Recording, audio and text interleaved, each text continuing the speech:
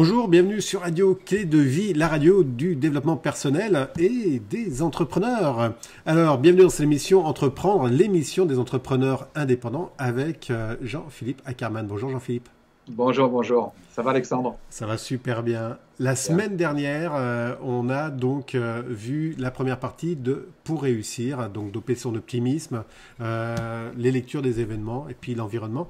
Et là, on est sur la deuxième partie et on va aborder tout simplement les thèmes décider de réussir et avoir des objectifs clairs, SMART et PDEF, qui est donc un outil à toi. Oui.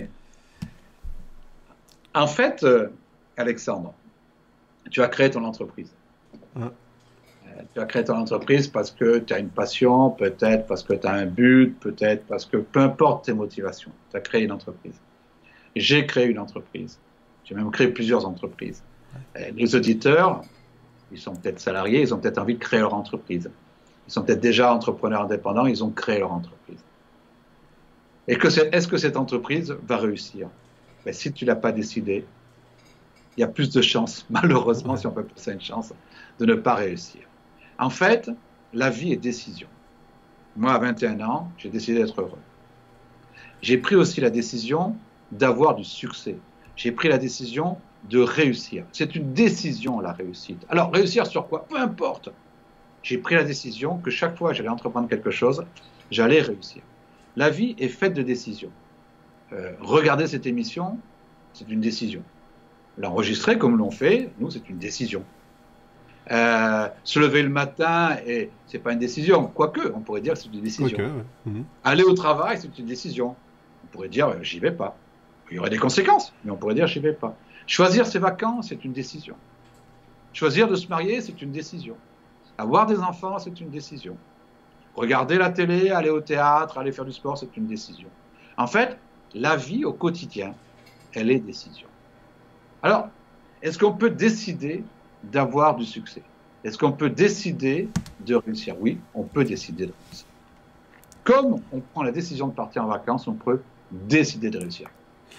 D'avoir du succès, est-ce qu'on peut décider justement d'avoir du succès? Oui, on peut décider d'avoir du succès. Ça veut dire quoi? Ça veut dire que je pense que le succès provient de mon action.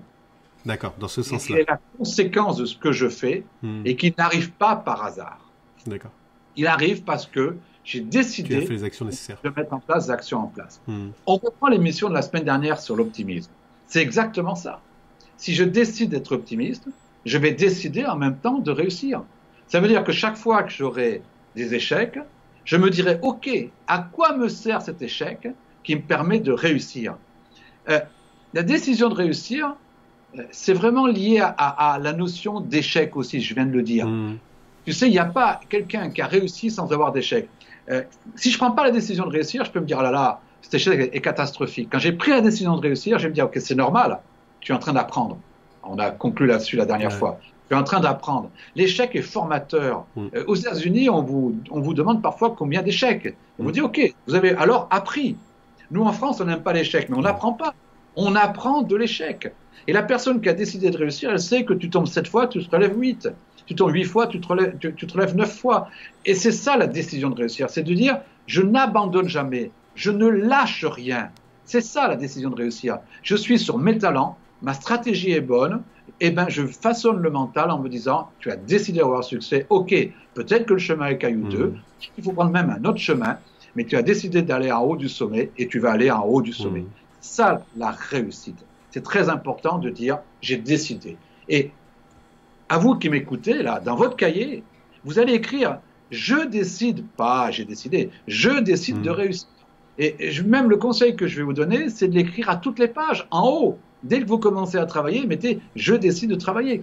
Appelez votre cahier la décision « Je décide de réussir ». Parce qu'après, il faut se le formaliser comme tout.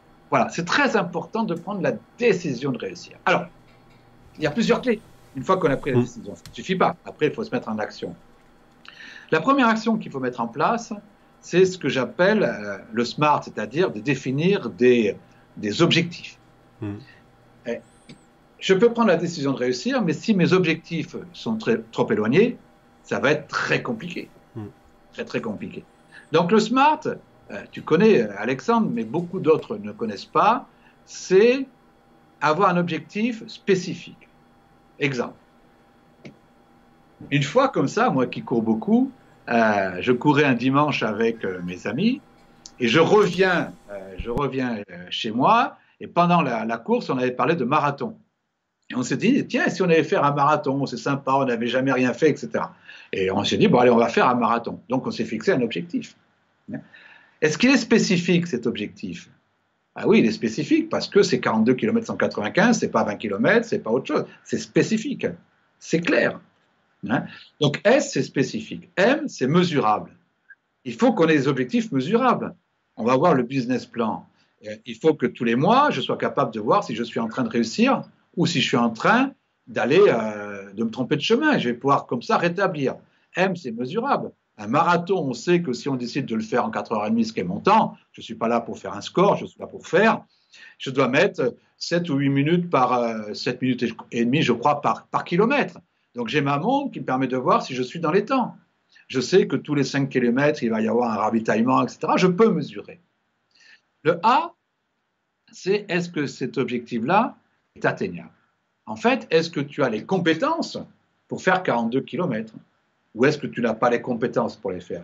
Est-ce que tu as les compétences pour arriver à cet objectif-là? Et donc, ça veut dire que là, cette atteignabilité, tu vas créer de la formation peut-être, tu vas créer du perfectionnement peut-être, pour le rendre atteignable. Le R, c'est est-ce qu'il est réaliste, qui ressemble un peu à l'atteignable, ça veut dire est-ce que dans les circonstances actuelles, tu peux le faire. Et puis le T, c'est le temps. C'est à quel temps tu veux le faire, à quel moment tu veux le faire. Je reviens à mon marathon. Quand on a décidé de faire un marathon, si on m'avait dit le marathon est la semaine prochaine, le T, pour moi, c'était impossible. C'est ni atteignable, ni réaliste dans un temps donné, parce que j'avais jamais couru 42 km 195. Le T, il était un an après. C'était le marathon de Paris. Il était un an après. Je savais que pour moi, il était atteignable, réaliste dans un temps donné. Il suffisait que je m'entraîne. Donc, le SMART, c'est vraiment fixer des objectifs qui soient cohérents, réalistes, réalisables, atteignables dans un temps donné. C'est très important. Et trop souvent, moi, je vois les chefs d'entreprise que je conseille, quand je veux dire quel est votre objectif pour le 31 décembre 2, bon, elle me dit on verra bien, je n'ai pas fixé d'objectif. Et je dis mais si vous ne fixez pas d'objectif, vous êtes sûr d'une chose, c'est de ne pas les atteindre. Hein? Et quand je fais un marathon, je reviens à ça, un marathon c'est 42 km 195. Si je fais 42 km, je n'ai pas atteint mon objectif. Et trop souvent, on n'a pas d'objectif. Donc la première des choses, c'est de fixer des objectifs qui peuvent être dans la vie professionnelle, qui peuvent être dans la vie familiale, qui peut être dans la vie extra-professionnelle, qui peut avoir au niveau financier, au niveau relationnel, au niveau physique, peu importe. Mais fixez-vous des objectifs annuels que vous pouvez décliner après par semestre, par trimestre, par mois et peut-être par semaine, je ne sais pas, suivant. La première des choses, c'est ça, c'est se fixer des objectifs mensuels, annuels, des objectifs SMART. Mais est-ce que, en me fixant un objectif, je vais être sûr de le réaliser? Je vais être sûr de l'atteindre. J'ai décidé du succès, mais peut-être j'aurai un succès ailleurs. J'ai décidé du succès, et puis j'ai fixé des objectifs clairs, SMART. Mais je vais vous donner un autre acronyme qui est PDEF. En fait, c'est très puissant. On va démarrer par le F. Le F, c'est faire. Par exemple, nous, on a décidé, on fait cette émission-là. Pour faire cette émission-là, on y a pensé. Tu vois, tu as pensé que ça serait bien de faire une émission peut-être sur l'entreprise. Peut-être j'ai pensé de faire une émission sur l'entreprise, mais pour être franc avec toi, Alexandre, ça fait des années que je pense faire l'émission. Pourquoi je le fais aujourd'hui? Parce que qu'est-ce qui m'a manqué pour faire ça? Qu'est-ce qui m'a manqué pour, alors que j'avais dit je ferais une émission de radio, qu'est-ce qui m'a manqué pour le faire? Il y a 5 ans, il y a 4 ans, il y a 3 ans. Qu'est-ce qui m'a manqué? Le dire. Je ne l'avais pas décidé au fond de moi-même.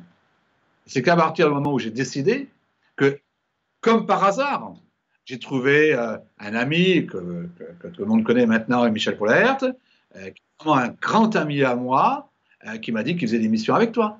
Tiens, comme par hasard, parce que j'ai décidé, on me parle d'émissions. Les choses se mettent en place. Hein. Les choses se mettent en place, etc. Donc on a décidé de le faire. Et quand on s'est parlé, Alexandre, c'était il y a 3-4 mois. On avait tous les deux décidé.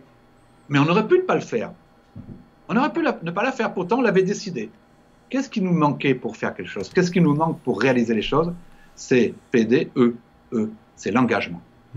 Qu'est-ce qui fait que je m'engage? Je reprends l'exemple du marathon, vous allez vite comprendre.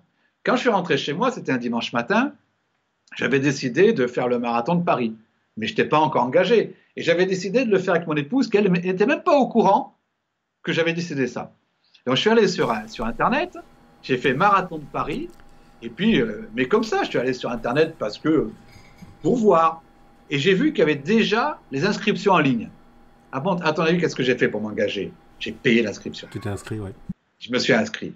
J'étais engagé. Alors on peut toujours, même si c'est inscrit, ne pas le faire.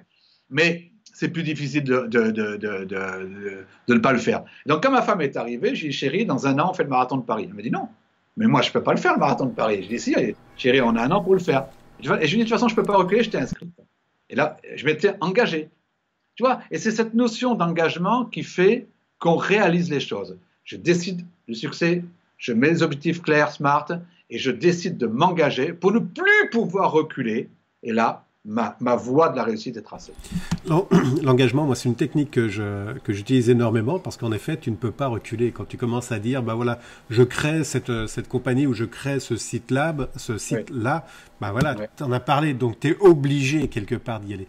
Et je trouve que c'est une technique qui est très très forte. Hein. Et si tu veux, l'engagement, c'est une technique forte à une condition, c'est que ce soit un vrai engagement. C'est ça. C'est-à-dire que je ne cherche pas à reculer. Moi, souvent, je dis qu'on a dans nos sociétés occidentales le jour de la décision. Le jour de la décision, c'est le 31 décembre. Quand, tu sais, on dit, bon, ça y est, alors cette année... Les bonnes résolutions. Les bonnes résolutions. Cette année, je te promets, j'arrête de fumer, tu vois. Ouais. Chérie, je te promets, on part en vacances. Je vais faire un peu de sport parce qu'il faut que je maigrisse. Ce ne sont que des bonnes résolutions parce que souvent, il n'y a pas d'engagement, quoi. La personne qui te dit que j'arrête de fumer, tu la vois fumer à minuit et quart, tu dis, mais tu n'avais pas décidé. Elle te dit, non, pas maintenant. Encore un petit peu. Aujourd'hui, tu vois. Et en fait, elle continue. Et en fait, moi qui étais un ancien fumeur, je me suis arrêté il y a 25 ans, je peux te dire, je ne fais pas la leçon aux fumeurs, chacun fait ce qu'il veut dans la vie. Hein. Mais je me suis arrêté parce qu'en fait, je m'étais engagé à m'arrêter. Et j'avais pris cet engagement-là. Et je me suis arrêté. Alors, ça a été. Je peux le dire à ceux qui veulent s'arrêter de fumer qu'à partir du moment où je l'avais décidé, ça a été très facile. Et tant que je l'avais pas décidé, je faisais l'acupuncture, je prenais les patchs, je prenais tout ce que je voulais. Mais au fond de toi, tu l'avais pas décidé et ça marchait pas. Et à partir du moment où je l'ai décidé, j'ai arrêté exactement en une nuit. Voilà. Si vous voulez savoir comment, je vous le dirai. Mais j'ai arrêté en une nuit et depuis 25 ans, j'ai plus jamais refumé. Oui, je t'entends pas. Parce que j'ai mon chat qui miaule depuis tout à l'heure, donc je coupe le micro. J'en suis vraiment désolé. Je vais le sortir dans pas long là. L'engagement, en fait, il y a deux types d'engagement. Il y a l'engagement envers toi, oui. Et il y a l'engagement vis-à-vis des autres aussi. Hein. Oui. Oui. Mais, tu sais, l'engagement envers toi, c'est celui qui est le plus facile à ne pas respecter. Oui, c'est ça. Hein. Tu sais, tu l'as dit à personne, tu t'es engagé auprès de personne. Parfois même, tu te dis, mais réellement, je l'ai dit, ça. Réellement, je me suis engagé. Alors, je crois que l'engagement fort, c'est quand j'ai pris un engagement auprès d'autres personnes. J'ai fait un acte qui a posé un engagement. Qu'est-ce qu'on peut faire comme engagement quand on est entrepreneur indépendant? C'est peut-être de dire à son conjoint, voilà ce qu'on va faire, et de partager avec son conjoint les choses. Et puis, quand on fait le bilan mensuel, c'est d'avoir son conjoint. Bon, si on n'a pas de conjoint, c'est peut-être de le faire avec des amis. Mais c'est vraiment clamer haut et fort qu'on va faire quelque chose. C'est ça. Hein, je te dis, je le fais cette année, c'est fait, je m'engage. Du reste, tu me téléphones, et puis tu me dis, tu me remets sur le droit chemin si jamais je ne fais pas. Je crois que l'engagement envers les autres, c'est un engagement beaucoup plus fort parce qu'on touche son amour propre. Alors, son propre engagement envers soi-même, parfois même on oublie qu'on l'a fait. Oui, c'est ça, et puis on est parfois un peu de mauvaise foi.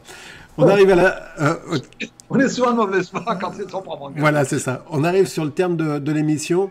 Quel serait l'exercice de cette émission? Alors, l'exercice de cette émission-là, c'est de commencer, pour ceux qui ne l'ont pas fait, à se mettre des objectifs au 31 décembre de l'année. Puisqu'on est au mois de février, c'est de commencer à se mettre des objectifs au 31 décembre. Et puis de mettre des clés d'engagement. mettez en face une clé d'engagement. Vous allez voir, c'est plus compliqué qu'on ne le croit. C'est une clé d'engagement qui fait que... Pardon ? Une clé d'engagement, c'est quoi ? Une clé d'engagement, c'est un outil dans lequel je ne peux plus reculer. D'accord. Je ne peux plus reculer. Exemple, moi, j'avais décidé depuis longtemps de faire un roadshow de l'optimisme. Bon. Je l'avais décidé. Mais je ne m'étais pas engagé formellement. Là, j'ai dit, cette année, je m'engage. Qu'est-ce que j'ai fait ? J'ai parlé à un ami qui est acteur. Je lui ai dit, est-ce que tu connais un directeur de théâtre qui a envie qu'on fasse une journée sur l'optimisme et l'entreprise ? Il me dit, bien sûr que j'en connais. Je lui ai dit, alors tu me le présentes. Donc, on est allé à Aix-en-Provence. J'ai discuté avec le directeur du théâtre. Ça l'a intéressé et ça y est, on a contracté. C'est ça l'engagement. Je ne peux plus reculer. Je ne peux plus reculer. Tu vois ? Et alors, c'est compliqué, l'engagement, parce que parfois on se dit, mais qu'est-ce que je vais mettre en face ? Il faut mettre en face une action, on pose une action qui fait que tu ne peux plus reculer. Aujourd'hui, je ne vais pas dire à cette personne-là, je ne le fais pas. Ouais. Il est en train de sortir les flyers, tout ça, je ne peux pas dire je ne le fais pas. Je me suis engagé. Ok, un engagement fort. Donc, qu'est-ce qu'on demande cette année ? Je le répète, c'est mettez vos objectifs, n'en mettez pas 50, peut-être en mettez 2, 3 ou 4, peut-être 5, et puis en face, allez chercher une clé d'engagement, et puis une clé pour laquelle vous ne pourrez plus jamais reculer. Ouais, c'est ça. Voilà. Très important. Merci beaucoup, Jean-Philippe. On se retrouve avec plaisir pour la prochaine émission qui est sur le schéma de la réussite, résultat, action. Très, très important. Ouais. Énergie, émotion, pensée, affirmation et croyance. Oh, un beau sujet. Jean-Philippe, on se retrouve la semaine prochaine. À plus tard, bonne semaine. Merci. Bye bye.